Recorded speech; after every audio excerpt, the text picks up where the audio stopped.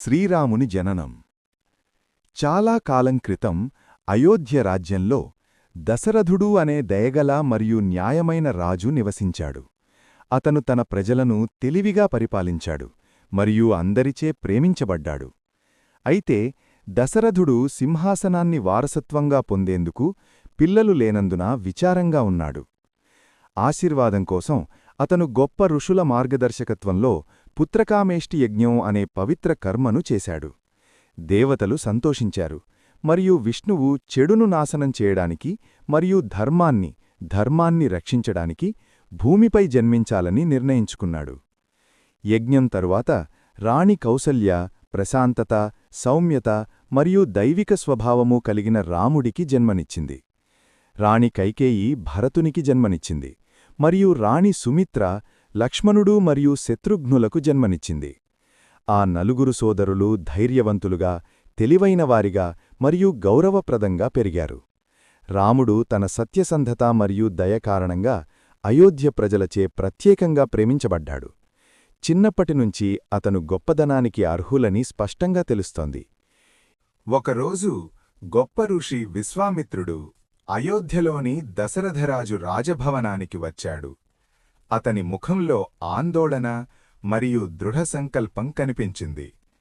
తాటక, మారీచ, సుబాహు అనే శక్తివంతమైన రాక్షసులు తన పవిత్ర ఆచారాలు మరియు యజ్ఞాలకు భంగం కలిగిస్తున్నారని ఆయన వివరించాడు. వారి కారణంగా ఋషులు తమ ప్రార్థనలను పూర్తి చేయలేకపోయారు. యజ్ఞాన్ని రక్షించడానికి యువరాజు రాముడిని పంపమని విశ్వామిత్ర మహర్షి దశరథుడిని కోరాడు. మొదట రాజు భయపడ్డాడు. రాముడింకా చిన్నవాడు, కాని విశ్వామిత్రుడు రాముడు సాధారణ పిల్లవాడు కాదని, అందరినీ రక్షిస్తానని అతనికి హామీ ఇచ్చాడు. చాలా గౌరవంగా దశరథుడు అంగీకరించాడు. రాముడు విశ్వామిత్రుడితో వెళ్ళాడు మరియు లక్ష్మణుడు అతనిని నమ్మకంగా అనుసరించాడు. వారి ప్రయాణంలో విశ్వామిత్రుడు రాముడికి శక్తివంతమైన దివ్య ఆయుధాలు మరియు రహస్య మంత్రాలను బోధించాడు. వారు అడవికి చేరుకున్నప్పుడు తాటక అనే భయంకరమైన రాక్షసి వారిపై దాడి చేసింది.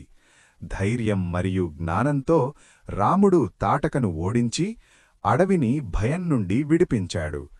తరువాత మారీచుడు మరియు సుబాహు అనే రాక్షసులు యజ్ఞాన్ని నాశనం చేయడానికి ప్రయత్నించినప్పుడు రాముడు ఆ ఆచారాన్ని రక్షించాడు. అతను సుబాహును ఓడించి శక్తివంతమైన ఆయుధాన్ని ఉపయోగించి మారీచుడిని దూరంగా పంపాడు. యాగం ప్రశాంతంగా పూర్తయింది. విశ్వామిత్ర మహర్షి సంతోషించి రాముడిని ఆశీర్వదించి అతను ధర్మరక్షకుడు అవుతాడని చెప్పాడు. యజ్ఞం పూర్తి చేసిన తర్వాత విశ్వామిత్రుడు రామలక్ష్మణులను జనకరాజు పాలించే మిథిలారాజ్యానికి తీసుకెళ్లాడు. జనకరాజు వారిని ఎంతో గౌరవంగా స్వాగతించాడు. జనకరాజు వారికి శివునికి చెందిన శక్తివంతమైన విల్లు గురించి చెప్పాడు. ఈ దివ్య విల్లు చాలా బరువైనది మరియు ఏ సాధారణ మానవుడు దానిని ఎత్తలేడు. ఈ విల్లును ఎత్తి తాళగల వ్యక్తి తన కుమార్తె సీతను వివాహం చేసుకుంటానని జనకరాజు వాగ్దానం చేశాడు. వివిధ దేశాల నుండి వచ్చిన చాలామంది రాజులు మరియు యోధులు విల్లును ఎత్తడానికి ప్రయత్నించారు, కాని అందరూ విఫలమయ్యారు. కొందరు దానిని కదపలేకపోయారు. రాముణ్ణి ప్రయత్నించమని అడిగినప్పుడు అతను గౌరవంగా విల్లుకు నమస్కరించి శివుణ్ణి ప్రార్థించాడు. అప్పుడు ప్రశాంతమైన బలంతో రాముడు విల్లును సులభంగా పైకి లేపాడు. అతను దానిని తాడు వేయడానికి ప్రయత్నించినప్పుడు విల్లు అకస్మాత్తుగా పెద్ద ఉరుములాంటి శబ్దంతో రెండుగా విరిగింది. భూమి కంపించింది. అందరూ ఆశ్చర్యంతో నిండిపోయారు. జనకరాజు చాలా సంతోషించాడు.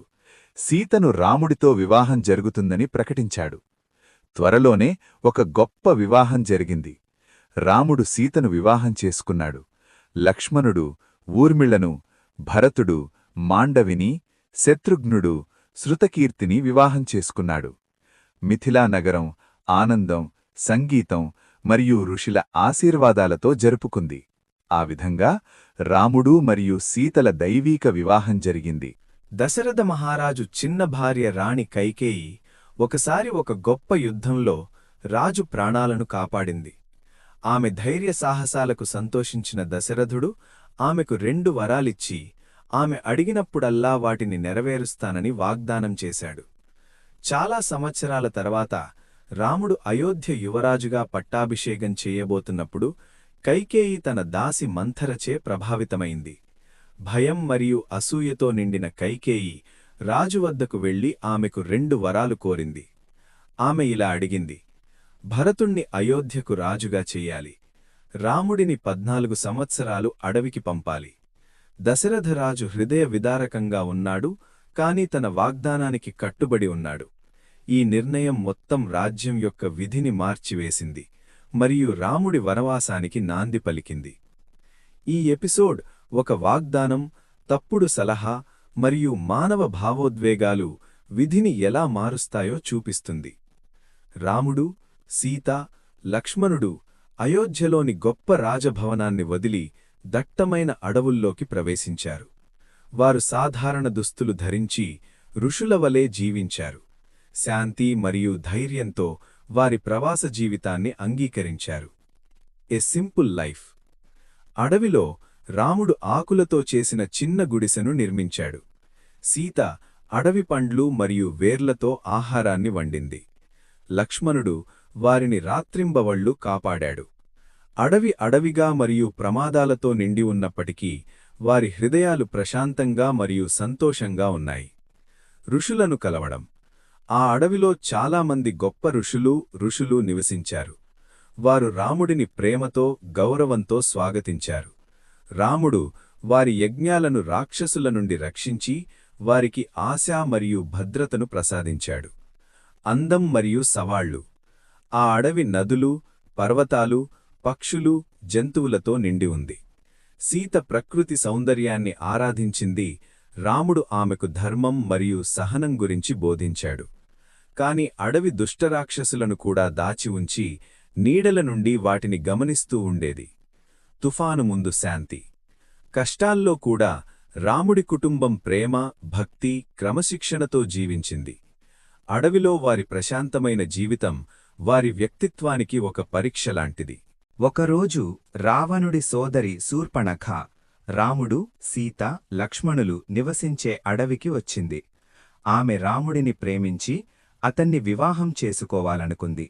రాముడు నిరాకరించడంతో ఆమె కోపంగా సీతకు హాని కలిగించడానికి ప్రయత్నించింది. లక్ష్మణుడు శూర్పణఖను ఆపి ఆమె ముక్కు కోసేశాడు. బాధతో, కోపంతో ఏడుస్తూ శూర్పణఖ తన సోదరుడు రావణుడి వద్దకు వెళ్లి సీత గొప్ప అందం గురించి చెప్పింది. రావణుడు వ్యామోహం చెంది సీతను అపహరించాలని నిర్ణయించుకున్నాడు. రావణుడు ఒక ఉపాయం పన్నాడు. మారీచుడివి బంగారు జింకగా మారి రాముడి గుడిసె దగ్గర తిరగమని కోరాడు. సీత అందమైన జింకను చూసి రాముడిని దానిని పట్టుకోమని కోరింది. రాముడు జింకను వెంబనించి సీతను లక్ష్మణుడితో ఒంటరిగా వదిలివేశాడు. రాముడు దూరంగా ఉన్నప్పుడు మారీచుడు రాముడి గొంతులో అరిచాడు. ఇది విన్న సీత ఆందోళన చెంది రాముడికి సహాయం చెయ్యమని లక్ష్మణుడిని కోరింది. లక్ష్మణుడు లక్ష్మణరేఖ గీసి వెళ్ళిపోయాడు. రావణుడు ఒక ఋషి వేషంలో వచ్చాడు. సీత అతనికి సహాయం చేయడానికి రేఖ వెలుపల అడుగుపెట్టినప్పుడు రావణుడు తన నిజరూపాన్ని వెల్లడించి సీతను అపహరించి తన ఎగిరే రథంలో లంకకు తీసుకెళ్లాడు. ఈ భయంకరమైన సంఘటన రామాయణం గతిని శాశ్వతంగా మార్చివేసింది. అత్రి మహర్షి ఆశ్రమం నుండి బయలుదేరిన తరువాత శ్రీరాముడు, సీత, లక్ష్మణుడు దట్టమైన అడవుల గుండా తమ ప్రయాణాన్ని కొనసాగించారు. ఒకరోజు విశ్రాంతి తీసుకోవడానికి స్థలం కోసం వెతుకుతూ వారు ఋష్యమూక పర్వతమనే అందమైన పర్వత ప్రాంతాన్ని చేరుకున్నారు. హనుమంతుడి కలిశారు. దూరం నుండి హనుమంతుడనే శక్తివంతమైన వానరం వారిని గమనిస్తోంది. అతను వానరరాజు సుగ్రీవుని మంత్రి. అతని అన్నయ్య వాని తనను కిష్కింధ రాజ్యం నుండి వెళ్లగొట్టినందున సుగ్రీవుడు భయంతో జీవించాడు. ఆ అపరిచితులెవరో తెలుసుకోవడానికి హనుమంతుడు బ్రాహ్మణ వేషంలో రామలక్ష్మణుల వద్దకు వెళ్లాడు. అతని వినయపూర్వకమైన మాటలు, జ్ఞానం రాముడిని ఆకట్టుకున్నాయి. స్నేహం ప్రారంభం. రాముడు సాధారణ మానవుడు కాదని, అతను దైవికమైనవాడని హనుమంతుడు త్వరలోనే గ్రహించాడు. తన నిజస్వరూపాన్ని వెల్లడించి రాముడిని లక్ష్మణుడిని సుగ్రీవుణ్ణి కలవడానికి తీసుకెళ్లాడు. రాముడు సుగ్రీవులు తమ బాధలను పంచుకున్నారు. రాముడు సీత అపహరణ గురించి మాట్లాడాడు. వాలి పాలనలో తాను అనుభవించిన బాధల గురించి సుగ్రీవుడు మాట్లాడాడు. వారు ఒకరికొకరు సహాయం చేసుకోవాలని నిర్ణయించుకున్నారు. రాముడు వాలిని ఓడించి సుగ్రీవుని రాజ్యాన్ని పునరుద్ధరిస్తానని వాగ్దానం చేశాడు. ప్రతిగా సుగ్రీవుడు రాముడికి సీతను కనుగొనడంలో సహాయం చేస్తానని వాగ్దానం చేశాడు. పవిత్ర ప్రమాణం. వారి స్నేహానికి చిహ్నంగా రాముడు మరియు సుగ్రీవులు తమ ప్రతిజ్ఞకు పవిత్ర అగ్నిని సాక్షిగా చేసుకున్నారు. ఈ బంధం రాముడికి శక్తివంతమైన వానరసేన మద్దతుకు నాంది పలికింది. ప్రాముఖ్యత.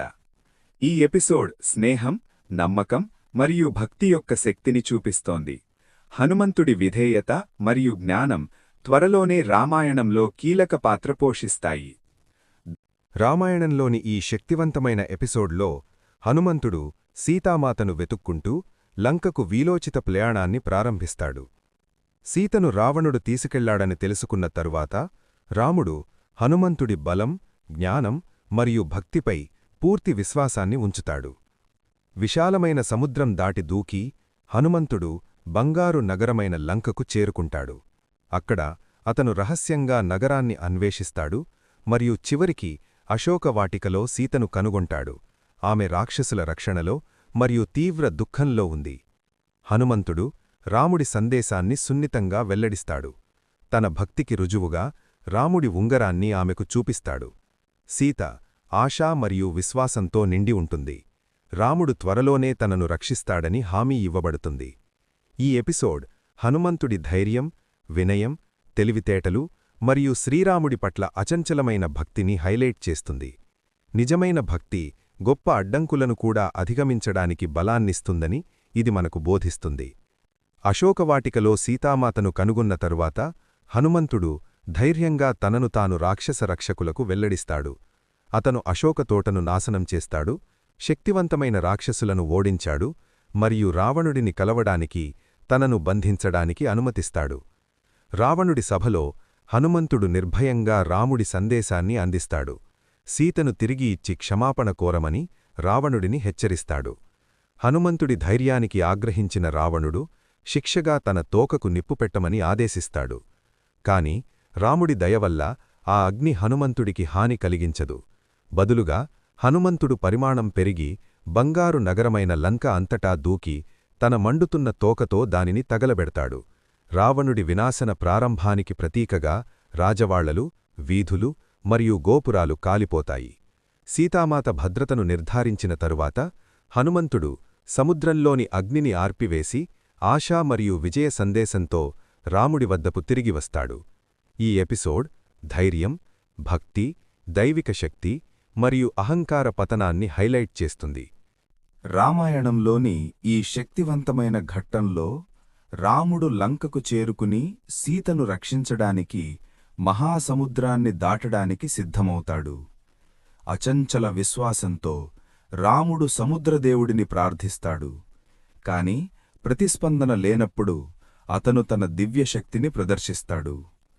రాముని సంకల్పానికి చలించి సముద్రదేవుడు ప్రత్యక్షమై సముద్రం మీదుగా వంతెన నిర్మించమని సలహా ఇస్తాడు. నల మరియు నీల మార్గదర్శకత్వంలో శక్తివంతమైన వానర సైన్యం రామసేతువును నిర్మించే పవిత్ర పనిని ప్రారంభిస్తుంది. రాముడి పవిత్ర నామాన్ని కలిగి ఉన్న రాళ్ళు నీటిపై తేలుతాయి. ఇది భక్తి మరియు ఐక్యత శక్తిని సూచిస్తుంది. వంతెన ఆకారంలోకి వస్తున్నప్పుడు సైన్యం లంకవైపు కవాతు చేస్తుంది. రావణుడిపై మహాయుద్ధానికి నాంది పలుకుతుంది. ఈ ఎపిసోడ్ విశ్వాసం, జట్టు కృషి మరియు అధర్మంపై ధర్మం సాధించిన విజయాన్ని హైలైట్ చేస్తుంది. లంకలో చాలా కాలంగా ఎదురుచూస్తున్న యుద్ధం చివరకు ప్రారంభమవుతుంది. పవిత్రమైన రామసేతువు నిర్మాణం తరువాత రాముడు శక్తివంతమైన వానర సైన్యాన్ని సముద్రం దాటి రావణుడి స్వర్ణరాజ్యం వైపు నడిపిస్తాడు. శంఖములు ప్రతిధ్వనిస్తాయి, యుద్ధ ఢంకా మోగుతుంది మరియు యుద్ధభూమి ధైర్యం మరియు దృఢ సంకల్పంతో ప్రాణం పోసుకుంటుంది. రావణుడు తన శక్తివంతమైన రాక్షస సైన్యాన్ని సిద్ధం చేస్తాడు. రాముడు, లక్ష్మణుడు, హనుమంతుడు, సుగ్రీవుడు మరియు వానర యోధులు ధర్మం కోసం ఐక్యంగా నిలబడతారు. మంచి మరియు చెడుల మధ్య ఘర్షణ ప్రారంభమవుతుంది. ఇది చరిత్రలో గొప్ప యుద్ధాలలో ఒకదాని ప్రారంభాన్ని సూచిస్తుంది. ఈ ఎపిసోడ్ విధి న్యాయం వైపు కదులుతున్నప్పుడు శ్రీరాముని శౌర్యం, వ్యూహం, భక్తి మరియు అచంచలమైన సంకల్పాన్ని ప్రదర్శిస్తుంది. లంకలో మహాయుద్ధం జరుగుతుండగా రావణుడు నిరాశ చెందాడు. అతని బలమైన యోధులు ఒక్కొక్కరుగా పడిపోతున్నారు మరియు భయం నెమ్మదిగా అతని హృదయంలోకి ప్రవేశించింది. తన బాధలో రావణుడు గాఢమైన మాయానిద్రలో ఉన్న తన శక్తివంతమైన సోదరుడు కుంభకర్ణుడిని మేల్కొలపమని ఆదేశించాడు. కుంభకర్ణుడు మేల్కొన్నప్పుడు సీత అపహరణం మరియు లంక విధ్వంసం గురించి తెలుసుకున్నాడు. రావణుడి చర్యలు అన్యాయమని అతనికి తెలిసినప్పటికీ అతని సోదరుడి పట్ల అతని విధేయత అతణ్ణి యుద్ధభూమికి బంధించింది. బరువైన హృదయంతో కుంభకర్ణుడు యుద్ధంలోకి అడుగుపెట్టాడు. ప్రతి అడుగులోనూ భూమిని కదిలించాడు. యుద్ధభూమిలో కుంభకర్ణుడు వానర సైన్యంపై అపారమైన విధ్వంసం సృష్టించాడు. పర్వతాలు చిన్నాభిన్నమయ్యాయి. యోధులు చెల్లాచెదురుగా ఉన్నారు మరియు రాముడి దళాలలో భయం వ్యాపించింది. అయినప్పటికీ రాముడు స్థిరంగా ఉన్నాడు. దైవిక ఆయుధాలను ప్రయోగిస్తున్నాడు. ప్రశాంతమైన సంకల్పంతో రాముడు కుంభకర్ణుడిపై శక్తివంతమైన బాణాలను కొట్టాడు. చివరికి అతని మర్త్య శరీరం నుండి అతణ్ణి విడిపించాడు. కుంభకర్ణుడు పడిపోయాడు. రాముడి దైవిక కృపద్వారా శాంతిని పొందాడు. తన సోదరుడి మరణంతో కోపగించిన రావణుడు లంకలో అత్యంత భయంకరమైన యోధుడైన తన కుమారుడు ఇంద్రజిత్ లేదా మేఘనాదుడిని పంపాడు. ఇంద్రజిత్ మాయాజాలం మరియు దివ్య ఆయుధాలపై పట్టు సాధించాడు. అతను అదృశ్యంగా పోరాడి శక్తివంతమైన నాగపాశంతో రామలక్ష్మణులను గాయపరిచాడు. దైవిక జోక్యం మరియు గరుడ సహాయం ద్వారా సోదరులు విముక్తి పొందారు. ఇంద్రజిత్ రహస్యయాగం పూర్తి చేసిన తర్వాతే ఓడిపోతాడని తెలిసిన విభీషణుడు రాముడికి సత్యాన్ని వెల్లడించాడు. ఈ జ్ఞానంతో మార్గనిర్దేశించబడిన లక్ష్మణుడు, హనుమంతుడు మరియు వానర సైన్యంతో కలిసి ఇంద్రజిత్ను ఎదుర్కొన్నాడు. తరువాత భయంకరమైన యుద్ధం జరిగింది. అది స్వర్గాన్ని కదిలించింది. అచంచల దృష్టి మరియు దివ్య ఆయుధాలతో లక్ష్మణుడు ఇంద్రజిత్తును ఓడించాడు. అతని భయానక పాలనను ముగించాడు. ఇంద్రజిత్ పతనం రావణుడి బలాన్ని మరియు విశ్వాసాన్ని దెబ్బతీసింది. కుంభకర్ణుడు మరియు ఇంద్రజిత్ ఇద్దరూ ఓడిపోవడంతో లంక విధి ముగిసింది. యుద్ధం దాని చివరి అధ్యాయం వైపు వేగంగా సాగింది. ఎందుకంటే ధర్మం అధర్మంపై విజయం సాధించింది. లంక మహాయుద్ధం చివరి ఘట్టానికి చేరుకుంది. రాక్షసుల పరాక్రమవంతుడైన రావణుడికి ఎదురుగా శ్రీరాముడు నిలబడడంతో యుద్ధభూమి దద్దరిల్లింది. రావణుడు తన శక్తినంతా ఉపయోగించి రాముడిపై దాడి చేశాడు. బాణాలు, ఆయుధాలు మరియు దివ్య క్షిపణులు ఆకాశమంతా నిండిపోయాయి. కాని రాముడు ధర్మం ద్వారా రక్షించబడి సత్యం ద్వారా నడిపించబడి ప్రశాంతంగా ఉన్నాడు. రోజుల తరబడి యుద్ధం సాగింది. రాముడు రావణుణ్ణి చంపిన ప్రతిసారీ రావణుడి తలలు మళ్లీ పైకి లేచేవి. రావణుడు అజేయుడుగా కనిపించడంతో దేవతలు ఆందోళనతో చూశారు. ఆ సమయంలో అగస్త్య మహర్షి రాముడి ముందు ప్రత్యక్షమై రావణుడి రహస్యాన్ని వెల్లడించాడు. రావణుడి హృదయాన్ని లక్ష్యంగా చేసుకున్న దివ్య ఆయుధం బ్రహ్మాస్త్రం ద్వారా మాత్రమే రావణుణ్ణి నాశనం చెయ్యగలనని, అక్కడ వరాల శక్తి నివసిస్తుందని రాముడికి చెప్పాడు. రాముడు కళ్ళు మూసుకొని బ్రహ్మను స్మరించి పూర్తి భక్తితో బ్రహ్మాస్త్రాన్ని ప్రయోగించాడు. ఆ దివ్యబాణం మెరుపులా ఎగిరి రావణుడి హృదయాన్ని తాకింది. ఉరుములాంటి గర్జింపంతో రావణుడు నేలపై పడిపోయాడు. ఒకప్పుడు లంకను పాలించిన రాక్షసరాజు చివరికి ఓడిపోయాడు. దేవతలు రాముణ్ణి స్తుతిస్తున్నప్పుడు ఆకాశం పూలతో నిండిపోయింది. చెడుపై మంచి విజయం సాధించింది. అహంకారంపై ధర్మం విజయం సాధించింది. విజయంలో కూడా రాముడు కరుణ చూపించాడు. రావణుణ్ణి గొప్ప యోధుడుగా గౌరవిస్తూ అతని అంత్యక్రియలు నిర్వహించమని విభీషణుణ్ణి కోరాడు. ఆ విధంగా లంకయుద్ధం ముగిసింది. ఆ విధంగా ప్రపంచంలో ధర్మం పునరుద్ధరించబడింది. రామాయణంలోని మా చివరి అధ్యాయంలో అయోధ్యకు విజయవంతంగా తిరిగి రావడాన్ని మనం చూస్తాం. రావణుడిని ఓడించి ధర్మాన్ని పునరుద్ధరించిన తర్వాత రాముడు లంకను విడిచి వెళ్లడానికి సిద్ధమయ్యాడు. అతని మొదటి చర్య నీతిమంతుడైన విభీషణుడిని కొత్త రాజుగా పట్టాభిషేకం చేయడం, న్యాయం మరియు భక్తితో పరిపాలించమని ఆశీర్వదించడం. సుదీర్ఘమైన కఠినమైన 14 సంవత్సరాల వనవాసం చివరకు ముగిసింది. రాముడు, సీతాదేవి, లక్ష్మణుడు మరియు నిత్యభక్తిపరుడైన హనుమంతుడి నేతృత్వంలోని విశ్వాసపాత్రమైన వానర సైన్యం అద్భుతమైన పుష్పక విమానాన్ని ఎక్కారు. దైవిక రథం వారి స్వస్థలం వైపు ఎగురుతుండగా రాముడు సీతకు వారి ప్రయాణంలోని ముఖ్యమైన ప్రదేశాలను చూపించాడు. దట్టమైన అడవులు, ప్రవహించే నదులు మరియు వారు కలిసి పరీక్షలను ఎదుర్కొన్న భూములు. ప్రతి మైలురాయి వారి త్యాగం, ఓర్పు మరియు అచంచల విశ్వాసాన్ని గుర్తుచేస్తుంది. వారు అయోధ్యను సమీపించగానే ఆ నగరం ఒక దివ్యరాజ్యంలా కనిపించింది. తమ ప్రియమైన యువరాజు కోసం ఎదురుచూసిన అక్కడి ప్రజలు మొత్తం నగరాన్ని దీపాల పండుగగా మార్చారు.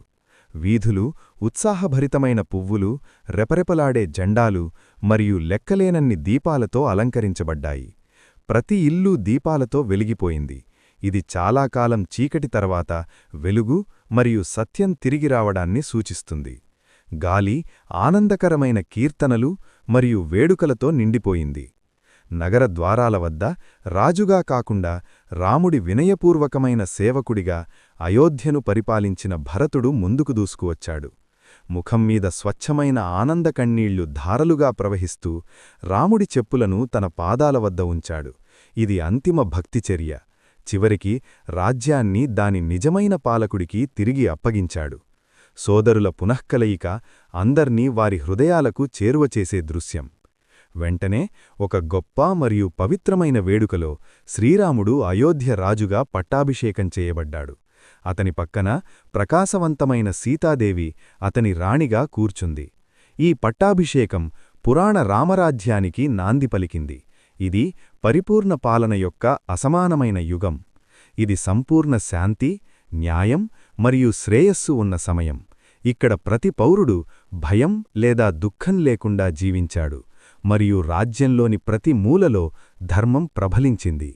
రాముడి పునరాగమనం కేవలం ఒక చారిత్రాత్మక సంఘటనం కంటే ఎక్కువ. ఇది చెడుపై మంచి సాధించిన శాశ్వత విజయానికి శక్తివంతమైన చిహ్నం. సహనం, అచంచలమైన భక్తి మరియు ధర్మానికి కట్టుబడి ఉండటం ఎల్లప్పుడూ చివరికి ప్రతిఫలం పొందుతుంది అని ఇది మనకు బోధిస్తుంది. రామాయణం యొక్క ఈ దైవిక ప్రయాణం ముగిస్తుంది, కాని దాని కాలాతీతమైన ధర్మ సందేశం అన్ని తరాలలో మానవాళికి స్ఫూర్తినిస్తూనే ఉంది. ఈ అద్భుతమైన ప్రయాణంలో మాతో చేరినందుకు ధన్యవాదాలు. ఈ కథలు మీ హృదయాన్ని తాకినట్లయితే ప్లీజ్ డివోషనల్ ఎక్స్ప్లోరర్ ఛానల్ని లైక్ చేయండి, షేర్ చేయండి మరియు సబ్స్క్రైబ్ చేయండి. మరిన్ని దైవిక కథలతో త్వరలో మిమ్మల్ని కలుద్దాం.